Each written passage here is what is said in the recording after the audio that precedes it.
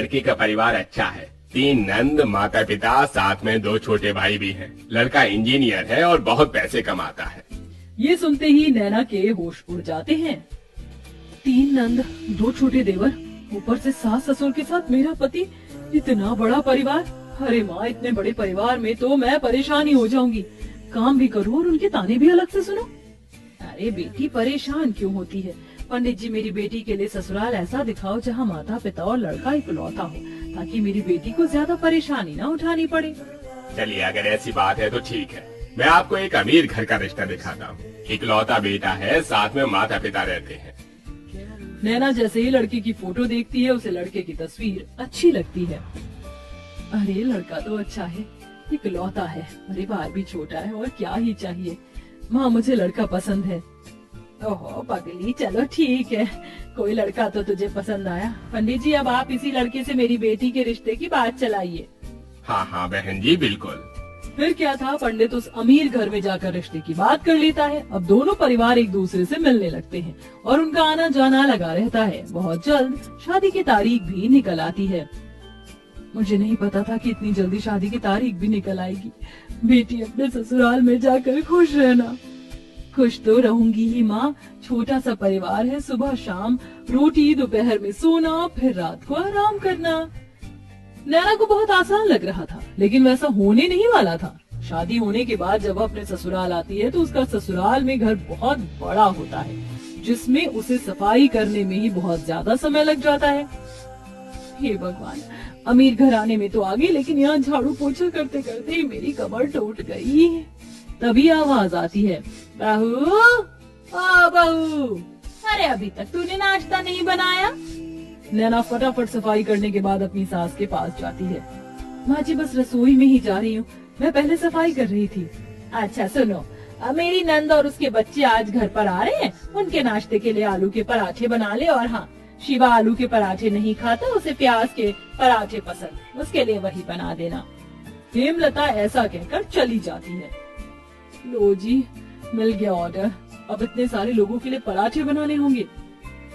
नैना ऐसा कहकर रसोई में चली जाती है, जहाँ वो बहुत सारा आटा गूंथती है।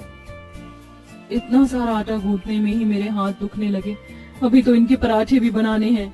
नैना रसोई में आलू के पराठे बना ही रही थी कि हेमलता की नंद माहेश्वरी अपने बच्चों के साथ आ जाती है। अरे वाह, सही समय पर आई हो नंद जी, गरम गरम पराठे बन रहे हैं। बहू, चलो नाश्ते की टेबल पर ही बैठते हैं, वहीं पर बातें करेंगे। हेमलता पूरे परिवार के साथ नाश्ते की टेबल पर बैठ जाती है, जिसके बाद रसोई से नाश्ते की टेबल का सफर करते हुए नैना बहुत थक जाती है। हे भगवान, नाश्ते की टेबल पर आने आने में ही मेरी फिरकनी बन गई। मैंने तो छोटा सा परिवार समझकर इस घर में शादी की थी, यहाँ तो सबकी अलग ही फरमाइश चलती है। तभी नैना के पति शिवा की आवाज आती है। अरे नैना, मेरे प्याज के पराठे नहीं बनाए तुमने? अभी लाती हूँ जी। नैना प्याज के पराठे बनाकर अपने पति के लिए नाश्ते की टेबल पर लेकर आती है। ये लीजिए प्याज के पराठे। तभी माहेश्वरी कहती है, बहू के हाथों से पहली बार खाना खा रही हूँ, बहुत स्वादिष्ट है ये पराठे, ये लो तुम्हारा शगुन। इस तरह माहेश्वरी नैना को शगुन देकर जाती है। सब लोग बहुत खुश होते हैं, लेकिन नैना बहुत ज्यादा थक जाती है। सबके सो जाने के बाद वो सबके जूठे बर्तन भी धोने लगती है। आज तो पूरा दिन हो गया, मुझे लेटने का समय ही नहीं मिला। नैना बर्तन धोने के बाद अपने कमरे में जाने ही वाली थी कि तभी उसके ससुर उसे कॉफी बनाने के लिए कह देते हैं। अरे सुनो बहू, जरा 1 कप कॉफी बना देना। अभी बनाकर लाती हूँ पिताजी। नैना दोबारा रसोई में जाती है और कॉफी बनाकर अपने ससुर जी के लिए लेकर आती है। आखिरकार उसे थोड़ी देर के लिए अपनी कमर सीधी करने को मिल जाती है, लेकिन फिर शाम की अलग फरमाइश शुरू हो जाती है। बहू, शाम के खाने में वेज बिरयानी, शाही कोरमा और चावल बना लेना। फिर से कोई आ रहा है क्या माँ जी घर पर? अरे नहीं, ये तो शिवा को बहुत पसंद है, इसीलिए बनवा रही हूँ। ठीक है माँ जी। अब शाम का खाना बनाने के लिए नैना फिर से रसोई में जाती है और खाना बनाते हुए खुद से ही कहती है, हे भगवान, कैसा परिवार मिला है मुझे। सुबह शाम मेरे ससुराल वालों को शाही पकवान ही चाहिए होते हैं, और इतने भुक्कड़ लोग हैं कि इन्हें हर थोड़ी देर में भूख लग जाती है। डिनर में इतना हैवी खाना कौन खाता है? मैं तो बेकार ही फंस गई इस घर में आकर। नैना ऐसा खुद से बोलते हुए खाना बनाती रहती है। उसे रसोई में बहुत गर्मी भी लगती है, लेकिन फिर भी वह खाना बनाती है। खाना तो बहू बहुत स्वादिष्ट लग रहा है, खुशबू से पता चल रहा है। हाँ, मेरी मेहनत जो लगी है, स्वादिष्ट तो होगा ही। नैना भी खाने की टेबल पर बैठकर खाना खाने ही वाली थी कि तभी किसी के आने की दस्तक होती है। हेलो गाइस, मेरे बिना ही खाना खा रहे हो? अरे बेटा चिराग, तुम यहाँ विदेश से कब लौटे? मेरे साथ मेरे कुछ दोस्त भी घर पर आए हैं। आज ही हम ऑस्ट्रेलिया से इंडिया आए हैं। कितने दिनों बाद तुझे देख रहा हूँ नैना। ये मेरे ताऊ जी का लड़का है, विदेश पढ़ने चला गया था बचपन में। मेरा जिगरी यार यही है। जाओ नैना, इन सब के लिए भी खाना परोस कर ले आओ। अगर रोटी कम हो तो और बना लेना। हेमलता ऐसा कहकर बेचारी नैना को फिर से रसोई में भेज देती है। नैना को खाने के साथ दोबारा से रोटियां भी बनानी पड़ती हैं और वो बहुत ज्यादा थक जाती है। सबको खाना खिलाते हुए उसी के लिए खाना नहीं बचता। ये लो, बस यही रह गया था, मेरे लिए थोड़ा भी खाना नहीं बचा। कैसे भुक्कड़ लोग हैं, एक बार भी मेरे बारे में नहीं सोचते हैं। नैना को बहुत बुरा लगता है। वो अपने कमरे में सोने चली जाती है। इसी तरह जब भी वह कुछ बनाया करती तो सारा खाना उसके ससुराल वाले ही खा जाते हैं और उसके लिए कुछ नहीं बचता। ऊपर से घर में मेहमानों का आना जाना लगा ही रहता है, जिसके चलते एक दिन नैना की बहुत ज्यादा तबीयत खराब हो जाती है। इनके शरीर में बहुत ज्यादा थकावट है। लगता है काफी दिनों से जरा भी आराम नहीं मिला है, इसलिए शरीर में कमजोरी हो गई है।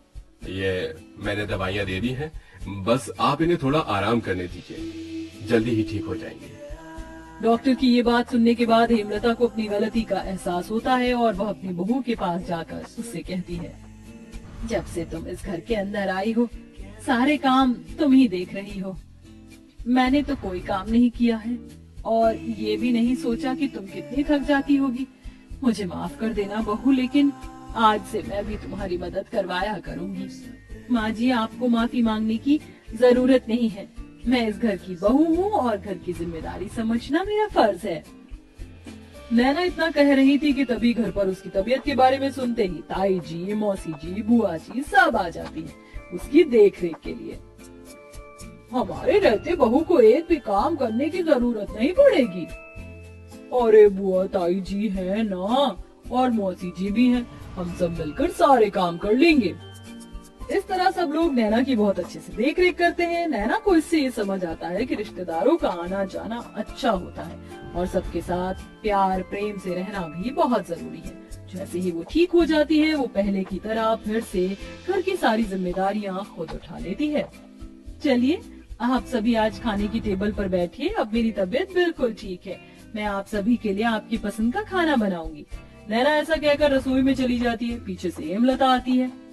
अब से मैं भी तुम्हारी रसोई में मदद करवाया करूंगी और मैं जानती हूँ आखिरी में तुम्हारे लिए कुछ नहीं बचता, इसलिए पहले ही तुम अपने लिए खाना निकाल लिया करना। ये सुनते ही नैना को बहुत खुशी होती है और उसे अपनी माँ की याद आ जाती है, जिसकी वजह से उसकी आंखें भर आती हैं। अरे ये क्या बहू, तू रोने क्यों लगी? बस आज आपकी बातें सुनकर मुझे अपनी माँ की याद आ गई। हेमलता उसे गले से लगा लेती है। इस तरह दोनों सास बहू मिलकर घर को संभालती हैं और एक साथ खुशी खुशी रहने लगती हैं।